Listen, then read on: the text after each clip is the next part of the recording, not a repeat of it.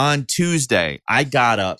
I just had energy. I actually had just kind of gotten over my neck hurting. I had pulled a muscle in my neck several days ago. And I had gotten over that. I woke up thinking, that doesn't hurt. And I thought, wow, I am going to be so productive today. So I took our oldest to school. That's the first thing you do in the morning as a parent.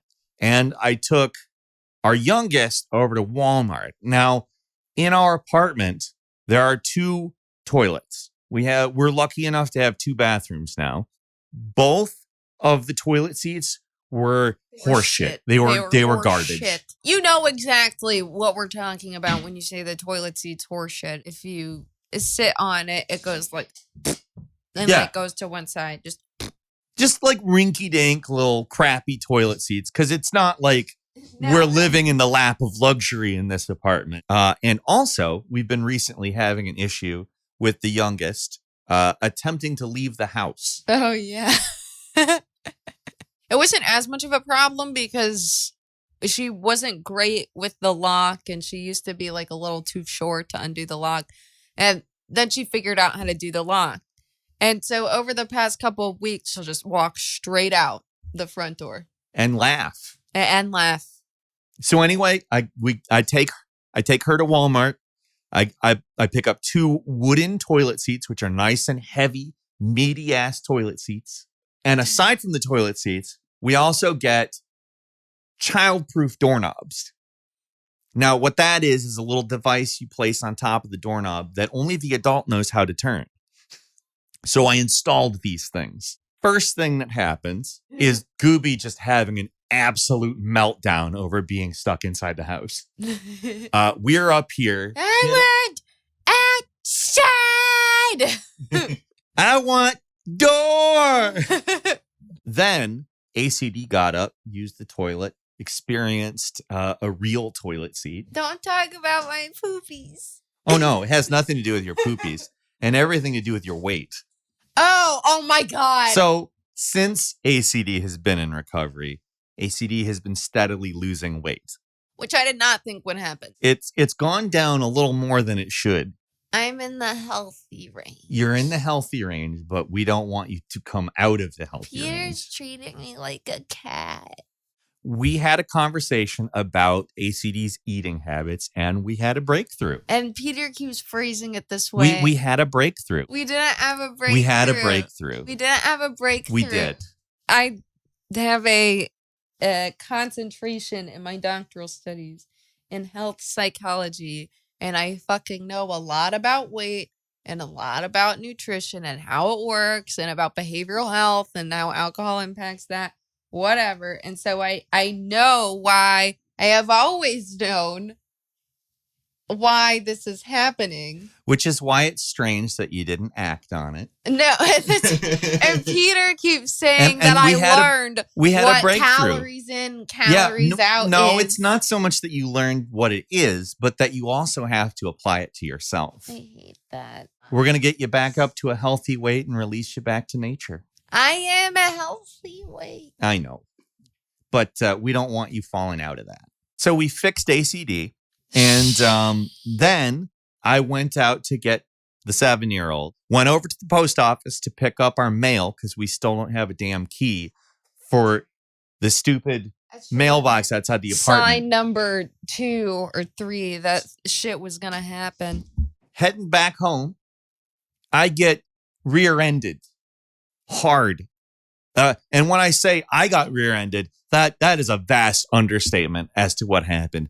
This was like a human centipede situation. It was, yeah. So there were 4 cars involved in this rear ending. The first car was a sports car, which was in front of me. I was the second car. The third car behind me was an older vehicle. I'm not really sure of what make. And behind that person, same thing, kind of an older car. But they were driving very fast and slammed so hard into the person behind me that they slammed into me. And I didn't necessarily slam into the person in front of me, but I gave him a little tappy. So anyway, myself, 7-year-old bub in the car, we get thrown forward And guess what happened to my neck? My neck began to suck again from that point. It still does right now. It's not so bad. But the person behind me who got it the worst gets out and begins engaging in what I can only describe as wild yelling at the person who instigated the crash. Really loud, angry yelling. It included phrases like, "Why did you do that? Why were you going so fast? You were going so fast. Why?" As if there was definitely a reason for that. Like, I'm sure like the person who ran into her was going to explain to her motivation for that speed. And then another one was, "I'm taking pictures. I'm going to get you."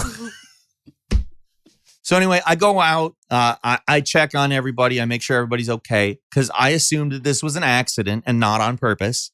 If I had assumed it was on purpose, I probably would have handled it a little differently. But I got out and I was nice and jovial, kind, empathetic. Jovial. Imagine Peter jovial. Yeah, I was just like, "Oh, hey, are you okay?" The Peter woman, in the world is like a very, well, still cynical, but like does not come off that way to strangers. No, I'm a very nice person. Very I'm a warm individual. Big old teddy bear. I'm a warm individual who cares a lot about people, despite what they tell you. And they're just a Michigander. Well, so much so that the woman who was yelling, "I'm going to get you," like leaned on me to get a hug. Like, what the fuck? I was comforting this lady who was very upset. So I came home. My neck hurt. I'm tired. I'm beaten up a little bit.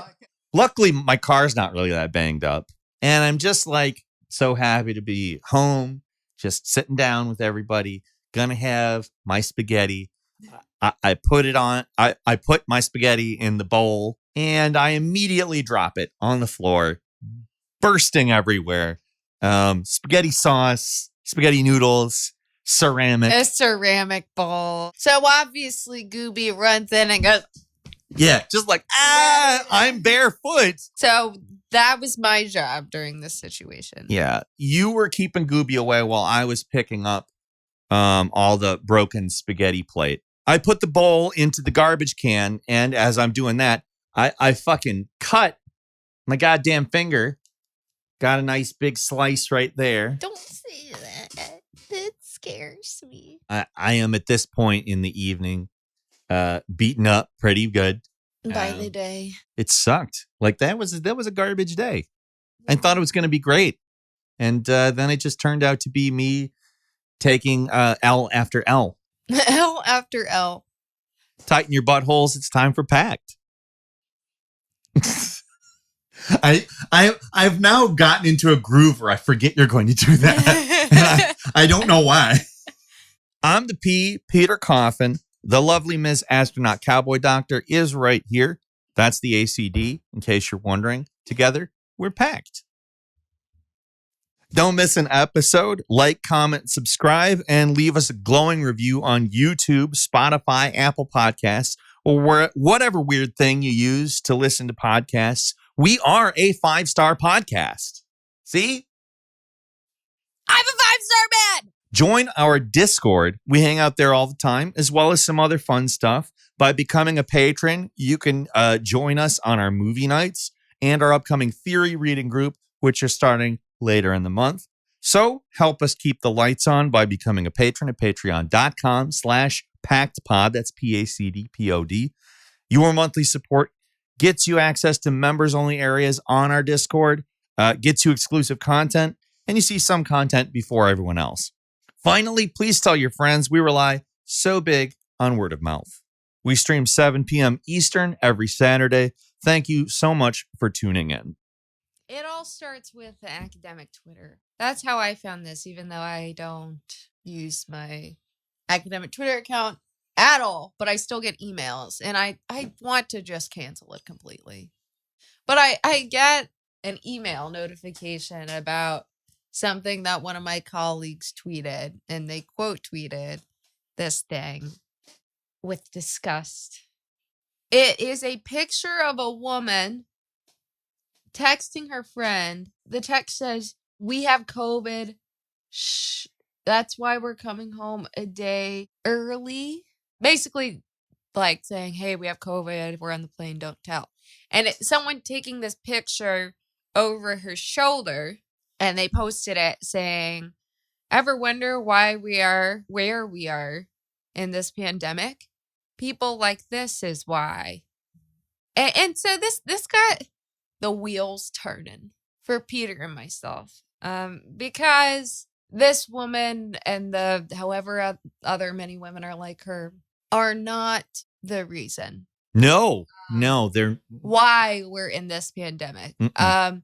In fact, even if you want to say that their agency in spreading the disease is the reason for the pandemic as individuals, the ideology that underpins them saying, "Oh, we have COVID, we can't tell anybody," or the reason that they have COVID, is not because they are innately bad or themselves. There is a superstructural process that has been constructed around COVID that has rendered it a moral issue. That's the main center of today. We have individualized and moralized the response to COVID rather than accounting or holding accountable the government. The reason I say government is because it is ostensibly the thing that is supposed to represent and protect the safety of its people according to itself. We as Marxists obviously know that the bourgeois imperial state of the United States doesn't do that. But that's what most people believe. That's what most people believe. Or at least believe it's supposed to. And that's why these fucking academic liberals think that people like this is why we're in a pandemic. Mm-hmm. When people like this are why we're in the pandemic. 6 former administration officials last week wrote that open letter urging the administration to change course, to change strategy. Is it time? It is time for us to do what we have been doing, and that time is every day. Every day it is time for us to agree that there are things and tools that are available to us to slow this thing down. These are the representative of the bourgeois state of the United States of America who are leading the response to COVID. Yeah. This is our COVID response. It is time for us to do what we have been doing, and that time is every day. That's what the Vice President of the United States of America said in response to how is it time to change our response to this persisting global pandemic. That's who we're not supposed to think is responsible. They've seeded ideology to make us not think about how these people who can't string together a coherent sentence are in fact in charge of the primary governing apparatus, the state's response. Instead of this blonde bitch on the plane. Yeah. And her family. So we have other people who are saying things like, well, you know, this is somebody on Twitter by the name of Joseph Allen. Says, I think a lot of our current problems stem from the fact we moved away from the very simple message that vaccines work. And what he does, he cites this thing from the Harvard Gazette, which I don't think every normal person is out there reading, the fucking Harvard Gazette. I don't think that's where they're getting their COVID information from. So I don't think that this quote is really that relevant to the everyday person's life, but whatever. It's a complex quote basically saying that vaccines work. It loads it up with words because it's the Harvard Gazette, and that's what people do in academic literature. I mean, sure, go ahead, critique the academic literature for being too wordy. That's fine. You can do that. It's not where our current problems stem from. And vaccines aren't like the full solution either, just to be clear. Right. Like, this is from our Discord user, Quendergear. By the way, join our Discord, link in the show notes. Quendergear said, vaccines are good, masks are good. And masks and vaccines can certainly be part of a paradigm that helps, but it's like, and this is the metaphor that Quendergear came up with, it's like those things are the nails that are holding together the house. You can't build a house entirely out of nails. That's good shit, Quinder. And it's the truth. Like, do I think that vaccines are good? Yes. Do I think that, as we're going to talk about with a little bit of vaccine hesitancy and stuff like that, do I think there's reasons that people are suspect of it? Also, yes. Do I think that they are, in of themselves, along with wearing masks, a solution to COVID? Clearly not. Right. Most people in the country have worn masks. We're up to like 70% of people have had at least one vaccine at this point in their country. So it's... The other thing I want to differentiate too is like the personal responsibility narrative. It's the same such that we're offloading responsibility onto individuals where individual action does not resolve a systemic problem. Not systemic meaning widespread, but one that's baked into our healthcare system in this context. Absolutely. It's the same as consumer activism in that way. However, the difference is that there is some element of personal responsibility that is at least a little bit more materially valid because a vaccine, wearing a mask, what have you. It at least helps you, and it is also a contagious disease. So like the way that we interact with people in terms of disease, like your individual actions, like at a very small microcosm, do matter. So that's why in this situation, the vaccines, the mask, whatever, that's why they're considered nails to the house and not completely useless. Well, it's not exactly consumption either. It doesn't track completely with that paradigm. That's why I want to differentiate from that, because I don't want to conflate personal responsibility in a pandemic and infectious disease spread with buying or eating vegan, which does shit. Nothing. Yeah. Fuck all. Absolutely jack shit. That nail house metaphor applies specifically to this individual action as pertinent to healthcare in the context of infectious disease. I think that is a great distinction. The next thing that we have to talk about, people notice that wearing masks and getting vaccines hasn't stopped COVID. Yeah. People see the fact that, again, 70% of people in the country have been vaccinated with at least one dose. People see everyone out in masks, and yet we are now in Omicron. And in terms of sheer numbers of infected people, we are at the worst right now. And people who are vaccinated getting COVID. And maybe not getting COVID, but maybe having these sometimes side effects, but sometimes adverse events happen to them related to the vaccine. So people say things like, well, the vaccine is fake. The vaccine is not doing anything. Look at the big pharma making all this money off of the vaccine. One of the things that we looked at was the president. Is it president? Yeah.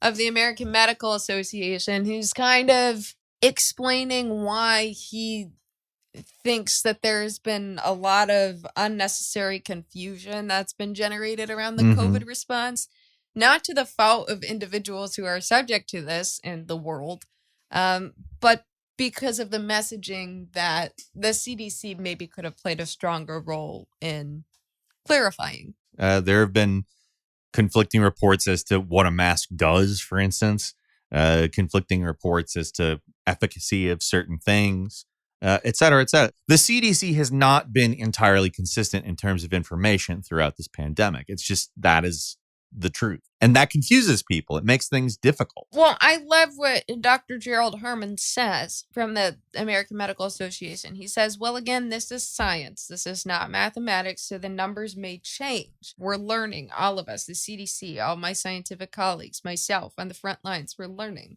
So the messaging may change at times, but it's not any deliberate format to confuse people or because we don't know what we're doing or the CDC doesn't. Science changes. It's a changing discipline. Which is a dialectical view, to be clear. Like, it's in flux. Well, that's because dialectical materialism is a descriptor that is accurate for how the world works. Yes. He doesn't acknowledge this explicitly, but he does indicate that the general public does not see what's happening with COVID in that way. Yeah. Whether it is the liberal academic whose discipline is not in virology or epidemiology or public health or anything related to COVID-19 specific, and they're fixated on this one thing that the CDC said at this one particular given time, saying, oh, we have to wear 500 masks and we need to get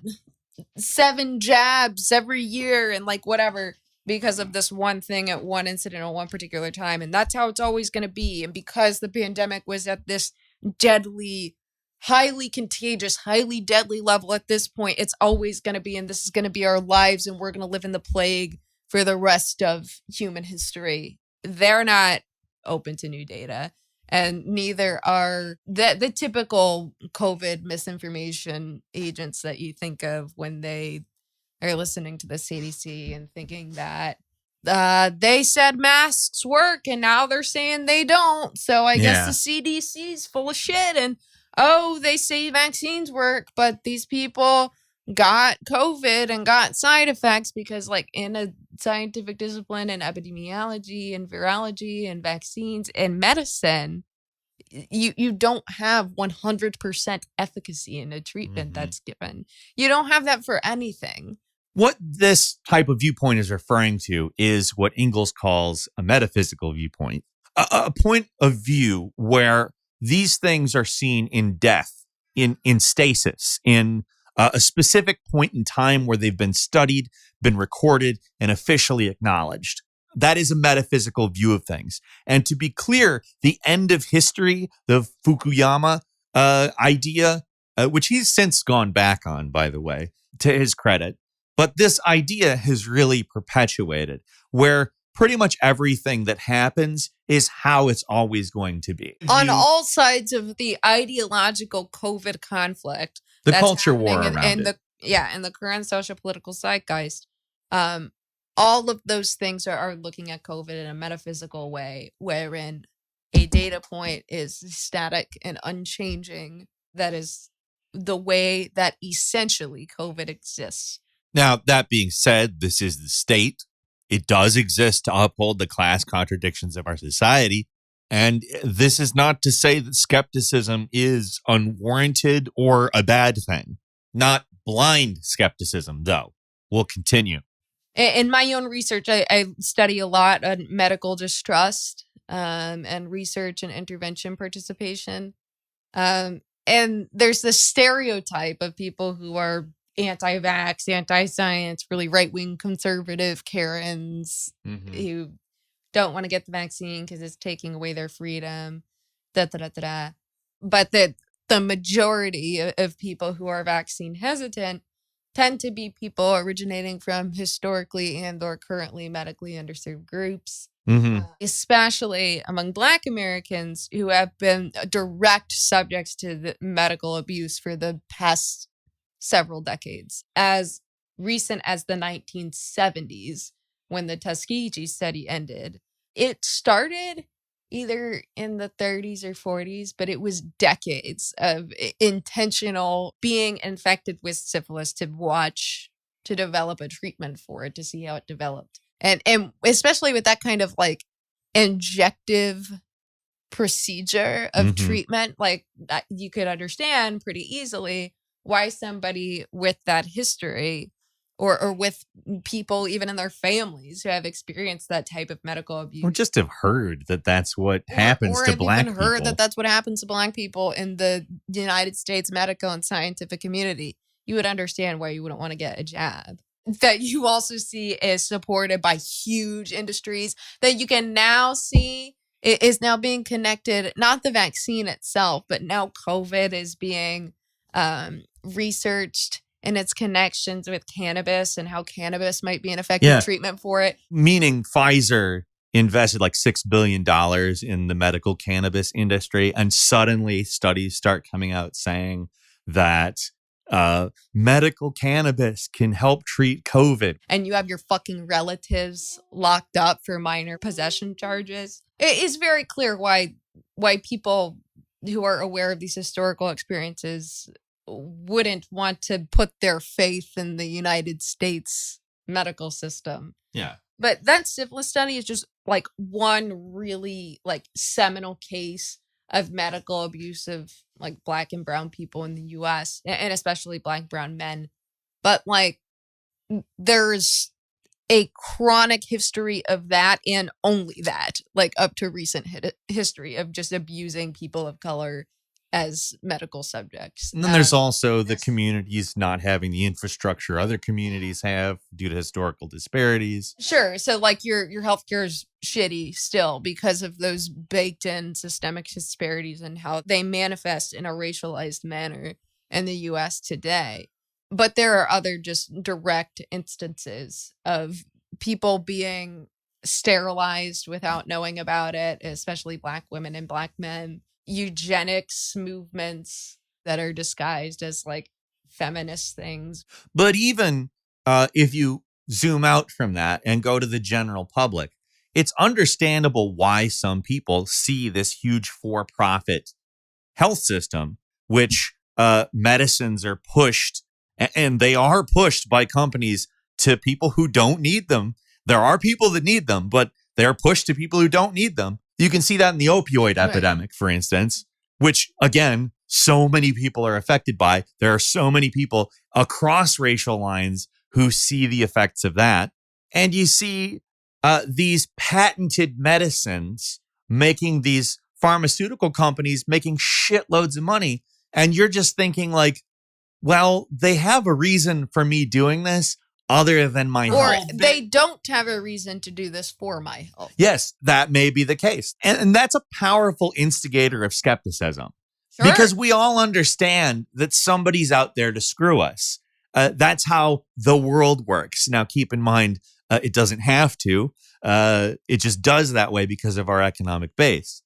And so this is kind of what leads us to the conspiracy theories. Mm-hmm. What happens is you have people without a material basis for their criticism become skeptical for legitimate reasons, and they just lose their damn minds trying to figure out what's going on. Right. So there's this conflation between legitimate reasons for medical distrust in the United States and reactionary conspiratorial positions that are not rooted in reality at all. Absolutely. There's conflation between those two domains of positions, both by the people who harbor them and can't quite articulate their ideological understanding of COVID because they have some areas, things that are historically true events, and then things that are completely ahistorical conceptualization of vaccines. They might have true understandings of like the funding that's involved in this and how that's corrupted and how these people don't care about their health, but also at the same time might think that they're being microchipped with the vaccine. Yeah. Like it's this mishmash of things that are rooted in reality and that are not rooted in reality. The microchips, I think, is fun because you have to get like multiple shots. Like, how many microchips do they need to give you? Like, does the first one not track you well? So they need to like give you another one? Yeah, it's not a great conspiracy theory. And then the booster microchip like makes it so that the Russians can spy on you too, or what? Like, what is it? And then there's also people on the other side in the population, and I don't like saying the other side, but the other political team, the liberals, the oftentimes academics outside of these fields or inside them, but, you know, don't care to interrogate the reasons why the population might be harboring these types of opinions. Mm-hmm. Well, they're just bad. But they conflate those positions too. You know, all people who are hesitant against the vaccine have these completely ahistorical, immaterial reasons for not wanting to get it. They're anti-science. They're crazy right-wing people. They're idiots. While completely obscuring the fact that within that mishmash of reasons why the vaccine hesitant population is the way that they are, completely obscuring legitimate reasons that consist in that rationale to not get the vaccine. Yeah. So why is it so awesome for the ruling class that this is happening? And that we have these little factions in the working class, and also even, not that I like this term, but the professional managerial class, the labor aristocracy, who are ideologically butting heads on this public health issue over which, other than themselves and the, like I said, the nails, the people around them, the sort of scaffold effect that they do have, the ruling class is putting individual onus on people in a situation over which they have relatively limited control. A little more control in this situation, at least for themselves and the people around them and the people around them, but not Overall control pandemic. over the outcome. Which is why I particularly don't like Bill Gates coming in and deciding, the next variant, it's going to be so much less deadly that it's just going to turn into a seasonal thing. And it's like, okay, I have a similar prediction, which is that at some point, sometime, this is going to become less deadly, and it might act a little bit more like a seasonal cold. But I'm a normal person walking around in the normal world, and I'm not telling people that that's how it has to be. But Bill Gates, you have to understand, gave away all of his wealth about 10 years ago and is the fourth wealthiest person in the entire world right now. He's basically dictating to all of us that that's how it's going to be. He's creating reality, or at least creating the ingredients that we construct our realities out of. Right. At very least. But in any case, you have this situation where large segments of the population are distrustful of the United States medical system, of United States science, and then, of course, conflating that with the industries that are supporting them. Mm-hmm. How beneficial is it when that happens to foster ideological controversy among factions of the working class, to completely obscure any responsibility that the ruling class, the bourgeoisie, the people upstairs, whatever the fuck, the owners and officials have, and the poor response to this pandemic and getting rid of it in a way that is effective? That's awesome. They had mistrust that could have been directed at them. Now it's directed at the fucking liberals. Or at the conservatives. Yeah, or at the conservatives. It's directed at your neighbor instead of the state, the bourgeois ideology and the people harboring it and dictating what's happening. They don't have to deal with any of that. They don't have to respond in a way that is adept. They can just let you all keep the barbarians fighting and blaming each other about the shitty COVID response, and we don't have to do anything, which, by the way, is a classic fucking Democratic administration move. And let's not forget that during the course of the pandemic, wealth has been expropriated from the working class. Yeah, fuck yeah. At a rate that vastly outpaces that of pre-pandemic times. And then further, you have the bourgeoisie and the state enjoying the benefit of profiting and keeping the barbarians fighting. While over in China, they handle this whole thing completely differently. And if you exclude Hong Kong and Taiwan, there's 2 deaths in mainland China in the year 2021. 2 deaths compared to our hundreds of thousands.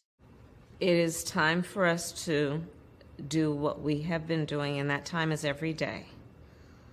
Every day it is time for us to agree that there are things and tools that are available to us to slow this thing down. She doesn't have to be held accountable for that statement. No. We're all fighting each other in this ideological superstructure while people are fucking dying. It's your fault and people like you.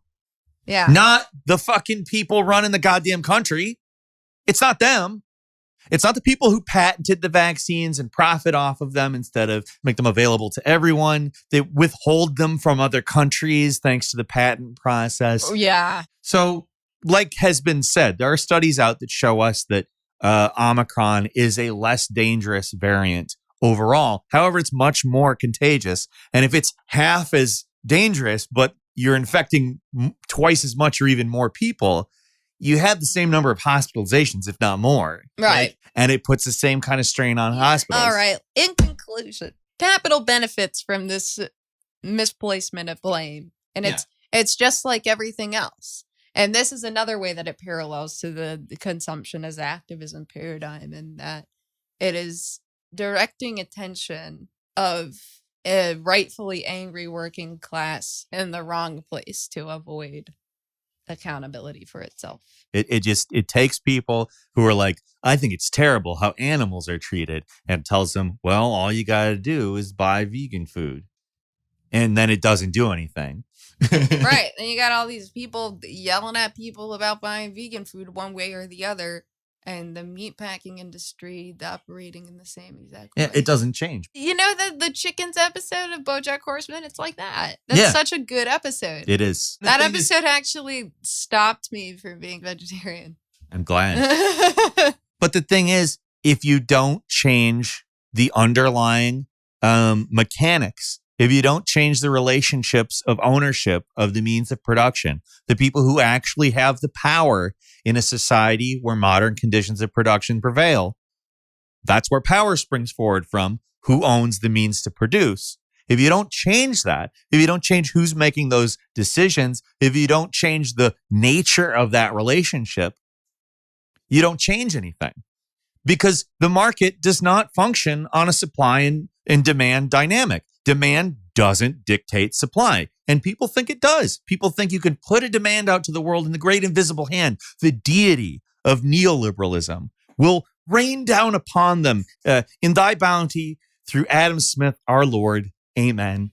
And that's it for Pact. Thanks again for watching or listening. I'm Peter. This is Miss Astronaut Cowboy Doctor. To help us out, click like, follow, subscribe, join our Discord, leave us 5-star reviews on Apple Podcasts and Spotify. To support us, become a patron at patreon.com/PactPod. That's PACDPOD. Thanks so much. Come back next week.